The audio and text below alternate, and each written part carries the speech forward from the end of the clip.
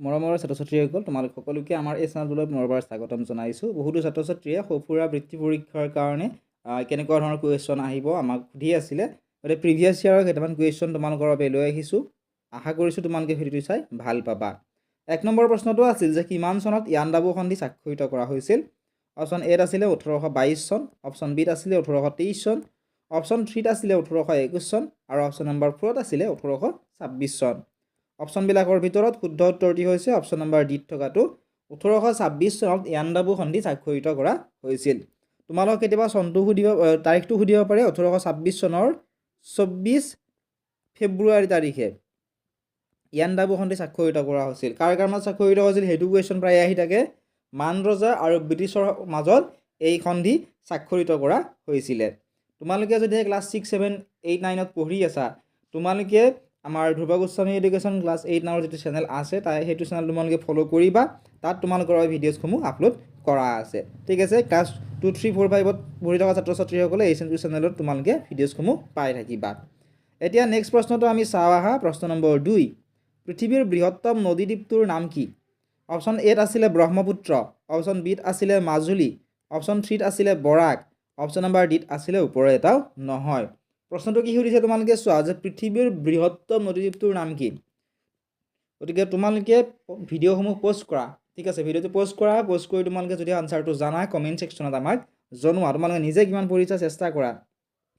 পৃথিৱীৰ যিটো বৃহত্তম নদীদ্বীপ আছে সেইটো আমাৰ অসমতে আছে আৰু ইয়াৰ নাম হৈছে মাজুলী। ঠিক আছে, তোমালোকে মনত ৰাখিবা। এতিয়া আমি 3 নম্বৰ প্ৰশ্নটো চাওঁ আহা। প্ৰশ্নটো আছিল যে সংবিধান সভাৰ সভাপতিজনৰ নাম কি? ঠিক আছে, প্ৰথম সভাপতিজনৰ নাম সোধা হৈছে। অপশ্যন এত আছিলে মহাত্মা গান্ধী, অপশ্যন বিত আছিলে সুভাষ চন্দ্ৰ বসু, অপশ্যন চিত আছিলে ৰাজেন্দ্ৰ প্ৰসাদ, অপশ্যন ডিত আছিলে বাল গংগাধৰ তিলক। আমাক কি সুধিছে? সংবিধান সভাৰ প্ৰথম সভাপতিজনৰ নামটো সুধিছে। সংবিধান সভাৰ প্ৰথমজন সভাপতিৰ নাম আছিলে ডক্টৰ ৰাজেন্দ্ৰ প্ৰসাদ। অপশ্যন 3 হ'ব শুদ্ধ উত্তৰ। এতিয়া চাওঁ আহা আমি 4 নম্বৰ প্ৰশ্নটো। প্ৰশ্নটো আছিল পৃথিৱীৰ আটাইতকৈ ওখ পৰ্বত শৃংগটোৰ নাম কি? অপশ্যন চোৱা, এত আছিলে হিমালয়, বিত আছিলে মাউণ্ট এভাৰেষ্ট, অপশ্যন 3ত আছিলে ওপৰৰ এটাও নহয়। পৃথিৱীৰ আটাইতকৈ ওখ যিটো পৰ্বত শৃংগ এইটোৰ নাম কি?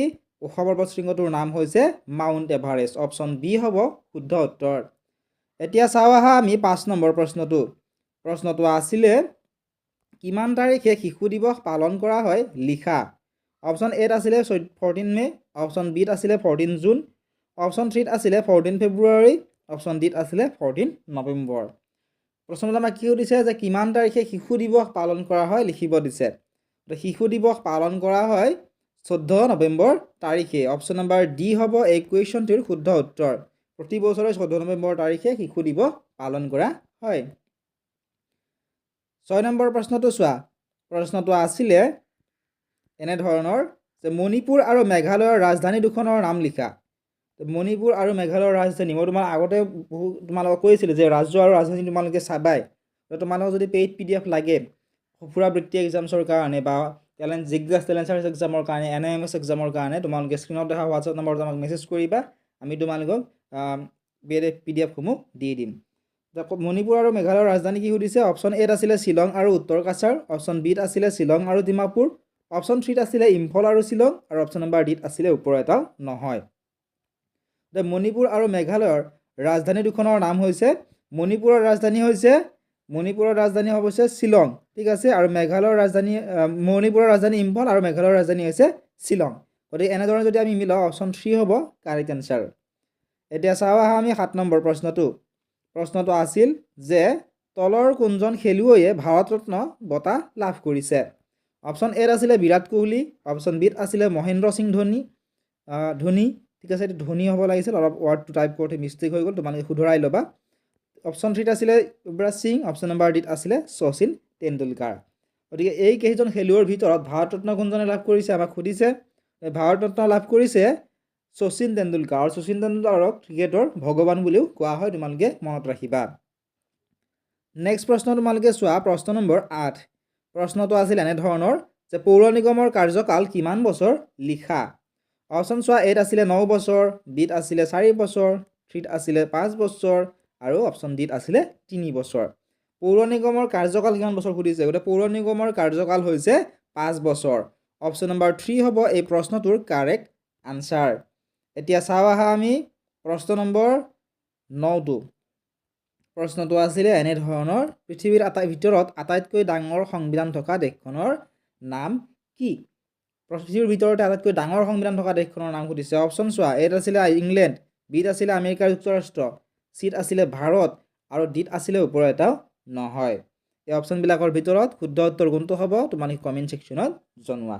ইয়াৰ উত্তৰটো আমি তোমালোকক কৈ নিদিওঁ, ঠিক আছে? কমেণ্ট ছেকশ্যনত তোমালোকে জনাবা, নোৱাৰিলে আমি তোমালোকে কমেণ্ট ছেকশ্যনতে আমি আনচাৰটো দি দিম। লগতে তোমালোকে কিমান ক্লাছত পঢ়ি আছা তোমালোকে কমেণ্ট ছেকশ্যনত জনাবা। যিটো ক্লাছৰ ছাত্ৰ ছাত্ৰী বেছি আছে আমি সেই ক্লাছটোৰ ওপৰতে তোমালোকক ভিডিঅ'সমূহ আপলোড বেছিকৈ কৰিম, ঠিক আছে?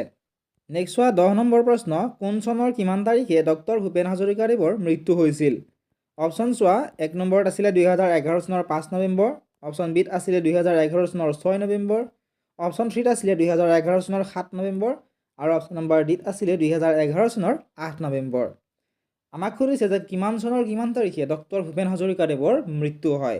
তো ডক্টৰ ভূপেন হাজৰিকাদেৱৰ মৃত্যু হৈছিলে 2011 চনত কিমান তাৰিখে? 5 নৱেম্বৰ তাৰিখে। তোমালোকে মই আৰু এটা লিখি দিছোঁ যে কিমান বছৰ বয়সত, এইবাৰ হয়তো সেইটো কুৱেশ্যন আহিব পাৰে, তোমালোকে মনত ৰাখিবা। তেওঁৰ 85 বছৰ বয়সত মৃত্যু হৈছিলে। ক'ত মৃত্যু হৈছিলে জানানে? যদি জানা কমেণ্ট ছেকশ্যনত জনোৱা, ঠিক আছে? নেক্সট চোৱা আমি তোমালোকে 11 নম্বৰ প্ৰশ্নটো আছিল গুৱাহাটী মেডিকেল কলেজ গুৱাহাটীৰ কোন ঠাইত আছে লিখা। তোমালোকে গুৱাহাটী মেডিকেল কলেজৰ নাম নিশ্চয় শুনা পাইছা। সেই মেডিকেল কলেজখন গুৱাহাটীৰ কোনখিনি ঠাইত আছে? অপশ্যন চোৱা, এত আছিলে পাণবজাৰ, বিত আছিলে আদাবাৰী, চিত আছিলে নৰাকাসুৰ পাহাৰ, অপশ্যন ডিত আছিলে ওপৰৰ এটাও নহয়। এই অপশ্যনবিলাকৰ ভিতৰত শুদ্ধ উত্তৰ কোনটো হ'ব? শুদ্ধ উত্তৰটো হ'ব অপশ্যন নম্বৰ চিত থকাটো। গুৱাহাটী মেডিকেল কলেজ গুৱাহাটীৰ নৰকাসুৰ পাহাৰত আছে। নেক্সট তোমালোকে চোৱা প্ৰশ্ন নম্বৰ 12। প্ৰশ্নটো আছিল এনেধৰণৰ, ডক্টৰ ভূপেন হাজৰিকাদেৱৰ মৃত্যুদিনটো কি দিৱস হিচাপে পালন কৰা হয়? অপশ্যন চোৱা, এত আছিলে গান্ধী জয়ন্তী, অপশ্যন বিত আছিলে সুধাকণ্ঠ দিৱস, অপশ্যন চিত আছিলে ৰাভা দিৱস আৰু অপশ্যন নম্বৰ ডিত আছিলে ওপৰৰ এটাও নহয়। গতিকে ডক্টৰ ভূপেন হাজৰিকাৰ যিটো মৃত্যুদিন, সেই মৃত্যুদিনটো কি দিৱস হিচাপে পালন কৰা হয়? তেওঁৰ মৃত্যুদিনটো সুধাকণ্ঠ দিৱস হিচাপে পালন কৰা হয়। এতিয়া চাওঁ আহা আমি 13 নম্বৰ প্ৰশ্নটো আছিল যে এটা ফুটবল দলত কিমানজন খেলুৱৈ থাকে লিখা। তোমালোকে ফুটবল খেল নিশ্চয় চাই পাইছা। ফুটবল খেলত প্ৰতিটো দলত কিমানজন খেলুৱৈ থাকে আমাক সুধিছে। অপশ্যন চোৱা, এত আছিলে 12 জন, বিত আছিলে 13 জন, চিত আছিলে 14 জন, ডিত আছিলে 15 জন। গতিকে ফুটবল খেলত কিমানজন খেলুৱৈ থাকে? প্ৰত্যেকটো ফুটবল দলত 11 জনকৈ খেলুৱৈ থাকে। অপশ্যন ইয়াতে অপশ্যনটো টাইপ কৰোঁতে ভুল হ'ল, এইটো 11 হ'ব লাগিছিল, ঠিক আছে? শুধৰাই ল'বা, অপশ্যন এ হ'ব কাৰেক্ট এনচাৰ। নেক্সট প্ৰশ্নটো চোৱা 14 নম্বৰ প্ৰশ্নটো আছিল বহুত বেছি ইম্পৰ্টেণ্ট প্ৰশ্ন হয় এইটো, অসমৰ পাহাৰীয়া জিলা দুখনৰ নাম লিখা। অপশ্যন চোৱা, এত আছিলে লখিমপুৰ আৰু কাছাৰ, বিত আছিলে কাৰ্বি আংলং আৰু ডিমা হাছাও, চিত আছিলে কাৰ্বি আংলং আৰু কাৰ্বি পাহাৰ আৰু অপশ্যন নম্বৰ ডিত আছিলে ধেমাজি আৰু ডিব্ৰুগড়। এই অপশ্যনবিলাকৰ ভিতৰত শুদ্ধ যিটো উত্তৰ সেয়া হৈছে অপশ্যন নম্বৰ বিত থকাটো। অসমৰ দুখন পাহাৰীয়া জিলা হৈছে কাৰ্বি আংলং আৰু ডিমা হাছাও। নেক্সট তোমালোকে চোৱা প্ৰশ্ন নম্বৰ 15টো। প্ৰশ্নটো আছিলে কিমান চনত অসম পঞ্চায়ত আইনখন গ্ৰহণ কৰা হৈছিল? অসম পঞ্চায়ত আইন যিখন আছে এইখন কিমান চনত গ্ৰহণ কৰা হৈছিলে? অপশ্যন চোৱা, এত আছিলে 1947 চন, অপশ্যন বিত আছিলে 1949 চন, অপশ্যন চিত আছিলে 1994 চন আৰু অপশ্যন নম্বৰ ডিত আছিলে 2009 চন। অসম পঞ্চায়ত যিখন আইন আছে এই আইনখন গ্ৰহণ কৰা হৈছিলে 1994 চনত। গতিকে অপশ্যন নম্বৰ 3 হ'ব এই প্ৰশ্নটোৰ শুদ্ধ উত্তৰ, ঠিক আছে? তোমালোকে মনত ৰাখিবা। লগতে এনেকুৱা ধৰণৰ যদি ভিডিঅ'ছ লাগে তোমালোকে এটা কমেণ্ট কৰি জনাবা যে ভিডিঅ'ছসমূহ তোমালোকে ভাল পাইছা নে বেয়া পাইছা, ঠিক আছে? তোমালোকৰ যদি ভিডিঅ'ছসমূহ লাগে তেতিয়াহে আমি আপলোড কৰিম। নেক্সট 16 নম্বৰ প্ৰশ্ন, ভোটাধিকাৰ পাবলৈ হ'লে কিমান বছৰ বয়স পূৰ্ণ হ'ব লাগিব? অৰ্থাৎ আমাৰ দেশত যেতিয়া আমি ভোট দিওঁ, এই ভোট দিবৰ কাৰণে এটা নিৰ্দিষ্ট বয়সৰ প্ৰয়োজন। সেই কিমান বছৰ বয়স হ'লে আমি ভোট দিব পাৰোঁ সুধিছে। অপশ্যন চোৱা, এত আছিলে 16 বছৰ, বিত আছিলে 18 বছৰ, চিত আছিলে 20 বছৰ আৰু অপশ্যন নম্বৰ ডিত আছিলে 21 বছৰ। এই অপশ্যনবিলাকৰ ভিতৰত শুদ্ধ যিটো উত্তৰ সেয়া হ'ব অপশ্যন নম্বৰ বিত থকাটো। ভোটাধিকাৰ পাবলৈ হ'লে 18 বছৰ পূৰ্ণ হ'ব লাগিব। অৰ্থাৎ 18 বছৰ হ'লেহে আমি ভোটদান কৰিব পাৰোঁ। 18 বছৰৰ আগত আমি ভোট দিবলৈ নোৱাৰোঁ। কুৱেশ্যন নম্বৰ 18, সংবিধানত থকা মৌলিক অধিকাৰৰ সংখ্যা কিমান? অপশ্যন এত আছিলে 7, অপশ্যন বিত আছিলে 6, অপশ্যন চিত আছিলে 5 আৰু অপশ্যন নম্বৰ ডিত আছিলে 4 অৰ্থাৎ সংবিধানত মৌলিক অধিকাৰ কিমানটা আছে আমাক সুধিছে সংবিধানত মৌলিক অধিকাৰ আছে 6টা ঠিক আছে অপশ্যন নম্বৰ বি হ'ব কাৰেক্ট আনসাৰ নেক্সট চোৱা 19 নম্বৰ প্ৰশ্নটো আছিলে যে থৰ মৰুভূমি উত্তৰৰ ডেছ অঞ্চলত অৱস্থিত থৰ মৰুভূমিখন ক'ত আছে তোমালোকে কমেণ্ট ছেকশ্যনত জনাবচোন অপশ্যন চোৱা এত আছিলে সমভূমি বিত আছিলে মালভূমি চিত আছিলে পাহাৰীয়া আৰু ডিত আছিলে ওপৰৰ এটা নহয় থৰ মৰুভূমি উত্তৰৰ ক'ত অৱস্থিত উত্তৰৰ সমভূমি অঞ্চলত অৱস্থিত ঠিক আছে ইয়াতে খালী ঠাইখিনি এইখিনি লিখিব লাগিব সমভূমি নেক্সট তোমালোকে চোৱা 20 নম্বৰ প্ৰশ্নটো আছিলে যে ভাৰতৰ ৰাজধানী ডেছ ভাৰতৰ ৰাজধানী কি সুধিছে অপশ্যন চোৱা এত আছিলে দিছপুৰ বিত আছিলে বিহাৰ চিত আছিলে মুম্বাই ডিত আছিলে নতুন দিল্লী ভাৰতৰ ৰাজধানী কি ভাৰতৰ ৰাজধানী হৈছে নতুন দিল্লী অপশ্যন ডি হ'ব শুদ্ধ উত্তৰ প্ৰশ্ন নম্বৰ 21 টো চোৱা প্ৰশ্নটো আছিলে ডক্টৰ মামণি ৰয়ছম গোস্বামীৰ প্ৰকৃত নামটো কি আছিল অপশ্যন চোৱা এত আছিলে জাহ্নু বৰুৱা গোস্বামী অপশ্যন বিত আছিলে মঞ্জু গোস্বামী অপশ্যন চিত আছিলে ইন্দিৰা গোস্বামী আৰু অপশ্যন নম্বৰ ডিত আছিলে ওপৰৰ এটাও নহয় ডক্টৰ মামণি ৰয়ছম গোস্বামীৰ যিটো প্ৰকৃত নাম সেয়া আছিলে ইন্দিৰা গোস্বামী অপশ্যন নম্বৰ 3 হ'ব এই প্ৰশ্নটোৰ শুদ্ধ উত্তৰ নেক্সট চোৱা প্ৰশ্ন নম্বৰ 22 প্ৰশ্নটো আছিলে ভাৰত পাকিস্তানৰ সীমাৰেখাডালৰ নাম কি অপশ্যন চোৱা এত আছিলে দুৰান্দ লাইন বিত আছিলে মেকমোহন লাইন চিত আছিলে ৰেড ক্লিফ লাইন ডিত আছিলে ওপৰৰ এটাও নহয় ভাৰত আৰু পাকিস্তানৰ মাজত যিডাল সীমাৰেখা আছে সেই সীমাৰেখাডালক কি বুলি কোৱা হয় এই সীমাৰেখাডালক ৰেড ক্লিফ লাইন বুলি কোৱা হয় তোমালোকৰ বাবে এটা কুৱেশ্যন ৰাখিলোঁ যে ভাৰত আৰু চীনৰ মাজত ঠিক আছে ভাৰত আৰু চীনৰ মাজত যিডাল সীমাৰেখা আছে এইডালক কি বুলি কোৱা হয় ঠিক আছে তোমালোকে এইকেইটা অপশ্যনতে আনচাৰটো দি থোৱা আছে তোমালোকে কমেণ্ট ছেকশ্যনত জনাবা নেক্সট প্ৰশ্নটো চোৱা 23 নম্বৰ প্ৰশ্নটো আছিল যে সুগন্ধি পখিলাৰ কবি কোন অপশ্যন চোৱা এত আছিলে নীলমণি ফুকন বিত আছিলে হীৰেণ বৰগোহাঁই চিত আছিলে হীৰেণ ভট্টাচাৰ্য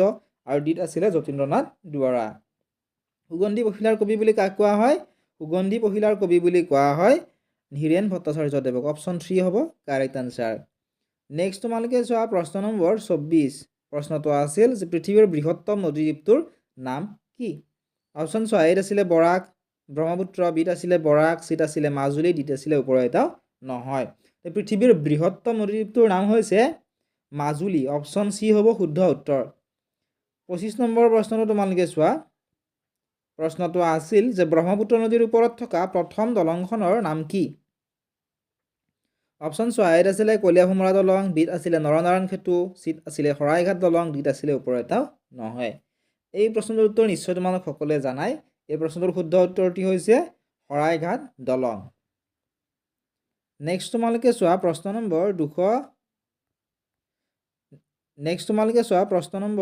26 প্ৰশ্নটো আছিলে ভাৰতৰ প্ৰথম মহিলা প্ৰধানমন্ত্ৰী কোন আছিল অপশ্যনছ আছিলে এ ইন্দিৰা গোস্বামী বি ইন্দিৰা গান্ধী চি প্ৰতিভা দেৱী সিং পাটিল আৰু ডিত আছিলে ওপৰৰ এটা নহয় ভাৰতৰ প্ৰথম মহিলা প্ৰধানমন্ত্ৰী আছিলে ইন্দিৰা গান্ধী এইখিনিয়ে আছিল আজিৰ এই ভিডিঅ'টিত যদি ভিডিঅ'টো চাই ভাল পাইছা ভিডিঅ' লাইক কৰি দিয়াৰ লগতে চেনেলটো ছাবস্ক্ৰাইব কৰি দিবলৈ নাপাহৰিবা লগতে কোনখন ডিষ্ট্ৰিক্টৰ পৰা তোমালোকে ভিডিঅ'সমূহ চাই আছা কমেণ্ট ছেকশ্যনত